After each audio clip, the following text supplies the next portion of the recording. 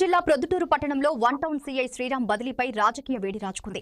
నిజాయితీగా విధులు నిర్వహిస్తున్న సీఐ శ్రీరామ్ ను తన మాట వినలేదన్న కారణంతో ఎమ్మెల్యే నంద్యాల వరదరాజులు రెడ్డి బదిలీ చేయించారని మాజీ ఎమ్మెల్యే రాచమల్లు శివప్రసాద్ రెడ్డి తీవ్ర ఆరోపణలు చేశారు.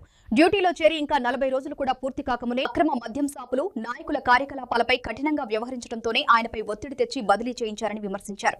రాబోయే మున్సిపల్ ఎన్నికల్లో సీఐ ఉంటే అక్రమాలు చేయలేమన్న భయంతో నారా లోకేష్ వద్ద మొరపెట్టుకుని తక్షణమే ట్రాన్స్ఫర్ జరిగిందని ఆరోపించారు. వైఎస్సీపీ మళ్లీ అధికారంలోకి రాగానే సీఐ శ్రీరామ్ ను తిరిగి ప్రొద్దుటూరుకు తీసుకువస్తామని రాచమల్లు శివప్రసాద్ రెడ్డి స్పష్టం చేశారు. ప్రొద్దుటూరు పట్టణ ప్రజలారా, మన ఊరి ఎమ్మెల్యే వరదరాజిరెడ్డి గారి యొక్క నిజాయితీ ఏ పార్టీదో ఒక్కసారి గమనించమని కోరుతా ఉన్నా. 2-3 రోజులుగా సోషల్ మీడియాలో వైరల్ అవుతా ఉంది ఒక విషయం, విపరీతంగా వైరల్ అవుతా ఉంది.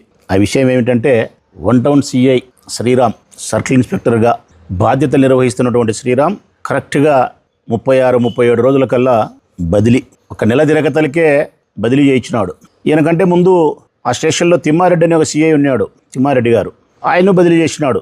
ఆయన్ను బదిలీ చేసేదానికి కారణం ఏమంటే, తిమ్మారెడ్డి అనే ఒక సీఐ గారు చట్టాన్ని తన చేతుల్లోకి తీసుకున్నాడని చెప్పి ఆయన్ను ట్రాన్స్ఫర్ చేయించినాడు. పెద్దగా మాట్లాడినాడు. అప్పుడు ప్రొద్దుటూరు పట్టణ ప్రజలను ఉద్దేశించి ప్రెస్ ముందుకు వచ్చి చాలా అన్నా హజారేలాగా మాట్లాడినాడు, భారతీయులాగా మాట్లాడినాడు, చాలా శుద్ధపూస మాటలని చెప్పినాడు. ఆయన జనరల్గా ఆయనకు అలవాటే అది. మున్సిపల్ ఎలక్షన్లు వచ్చే మనం గెలిచలేము అని చెప్పుకున్నారు. ఈ సీఐ ఉంటే నిష్పక్షపాతంగా ప్రజాస్వామ్యాన్ని గౌరవించి ఎన్నికలు జరుపుతాడు.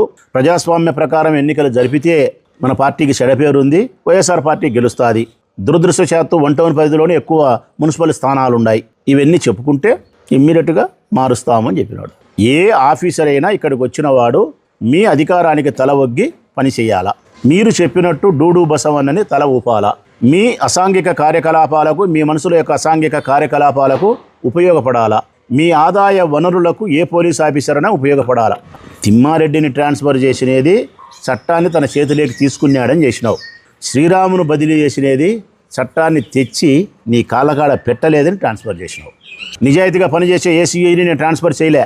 ఒక పోలీసుని ట్రాన్స్ఫర్ చేస్తావు, నిజాయితీ కలిగిన పోలీస్ ఆఫీసర్ను. ఏమవుతుందబ్బా నాకు తెలియక అడుగుతా. ఈ ఊరి నుంచి ట్రాన్స్ఫర్ చేసినటువంటి శ్రీరామ్ అనే ఒక పోలీస్ అధికారిని నువ్వు ట్రాన్స్ఫర్ చేపిస్తే వేరే ఊరికి పోతే ఆ సీఐ ఏమన్నా, ఆ పోలీస్ ఏమన్నా పోస్ట్ మ్యాన్ అవుతాడా? పోస్ట్ మ్యాన్ కాడు. నిజాయితీ కలిగిన పోలీస్ ఆఫీసర్ ఈ ఊర్లో కాదని వేరే ఊరికి పోయినా వాడు పోలీసే ఆడకూడా.